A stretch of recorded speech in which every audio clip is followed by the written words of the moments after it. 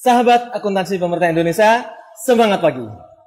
Kembali berjumpa dengan saya, Puji Wibowo dari Politeknik Keuangan Negara STAN.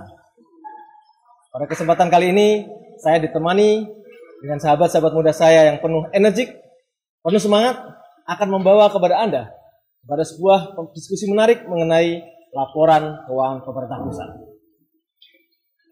Sebagian dari kita barangkali masih belum paham apa hakikatnya laporan keuangan pemerintah pusat. Laporan keuangan apa saja yang dimaksud dengan laporan keuangan pemerintah pusat? Kemudian instansi mana saja yang wajib menyusun sebuah laporan untuk mendukung pelaporan keuangan pemerintah pusat? Dan yang tidak kalah menarik adalah bagaimana sebenarnya pemerintah bisa menyajikan angka-angka yang valid, yang kredibel, yang bisa dipertanggungjawabkan sehingga kita bisa memperoleh opini wajar tanpa pengecualian untuk laporan keuangan pemerintah pusat kita sejak tahun 2016. Nah, dalam serial akuntansi pemerintah kali ini, sahabat-sahabat muda saya akan mengajak kepada Anda sebuah penjelasan menarik tentang hakikat dari laporan keuangan pemerintah pusat. Mari kita saksikan video yang satu ini.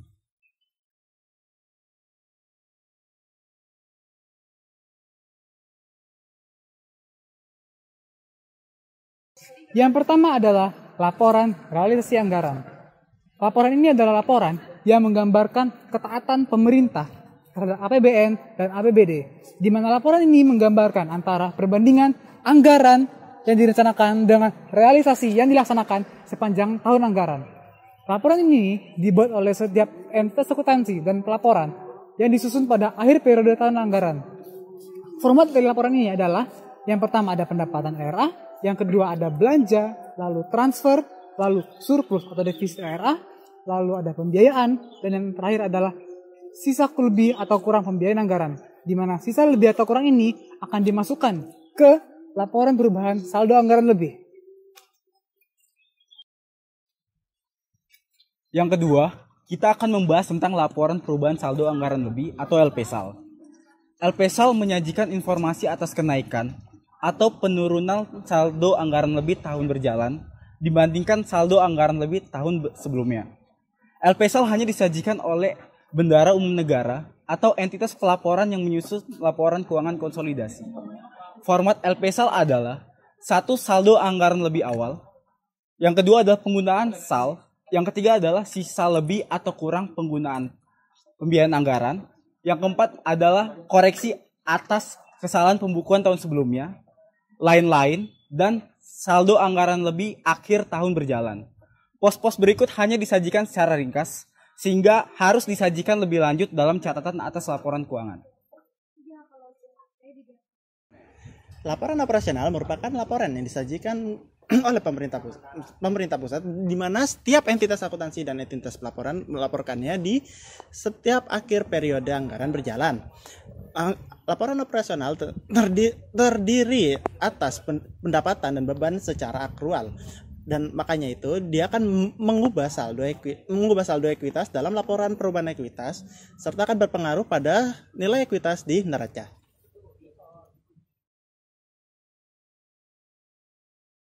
Selanjutnya adalah laporan perubahan ekuitas. Laporan perubahan ekuitas atau LPE memuat informasi mengenai perubahan posisi keuangan suatu entitas pelaporan, apakah mengalami kenaikan atau penurunan sebagai akibat dari kegiatan yang telah dilakukan selama periode pelaporan.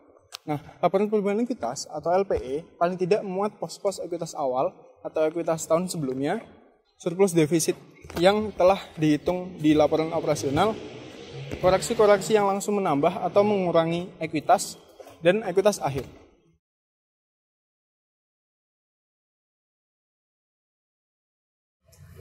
Selanjutnya ada neraca.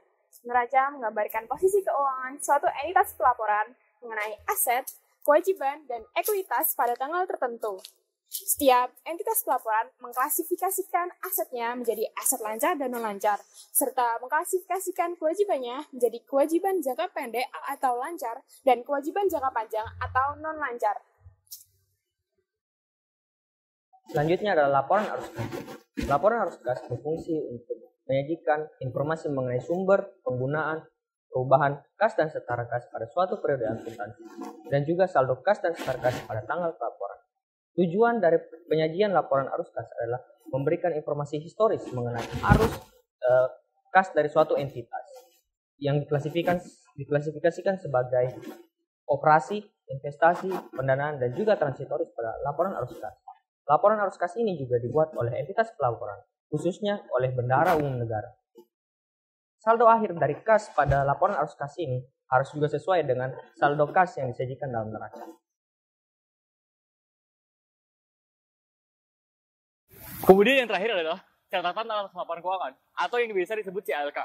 Nah, dalam CLK itu meliputi penjelasan atau daftar rinci atau analisis atas suatu nilai dalam satu pos laporan keuangan lainnya. Termasuk juga penyajian informasi yang diharuskan dan dianjurkan dalam standar akuntansi pemerintah, serta pengungkapan lainnya yang dapat digunakan untuk menjadikan suatu laporan keuangan menjadi wajar. Nah, agar dapat digunakan oleh pengguna lainnya dan pengguna tersebut dapat memahami dan membandingkannya dengan laporan keuangan entitas lainnya, maka CLK harus meliputi hal-hal sebagai berikut. Yang pertama, informasi tentang entitas laporan dan entitas akuntansi. Yang kedua, informasi tentang kebijakan fiskal dan ekonomi makro, serta 5 hal lainnya yang diatur dalam PSAP. CLK juga harus disajikan secara sistematis, yaitu CLK harus mempunyai referensi silang dengan informasi terkait yang ada dalam salah satu laporan keuangan pemerintah itu sendiri. Lalu yang terakhir, dalam menentukan apakah suatu informasi harus dimasukkan oleh manajemen, maka manajemen tersebut juga harus mempertimbangkan apakah informasi tersebut berguna dan juga bisa membantu pengguna tersebut untuk memahami setiap transaksi yang ada dalam laporan keuangan.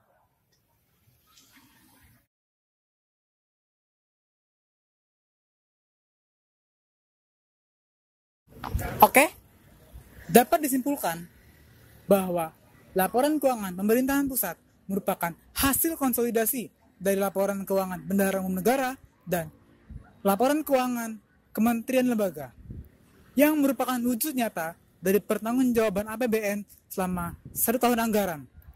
Demikianlah yang dapat kami sampaikan. Saya sendiri mengucapkan terima kasih, dan dari kelompok kami ingin mengucapkan terima kasih sahabat akuntansi. Dadah.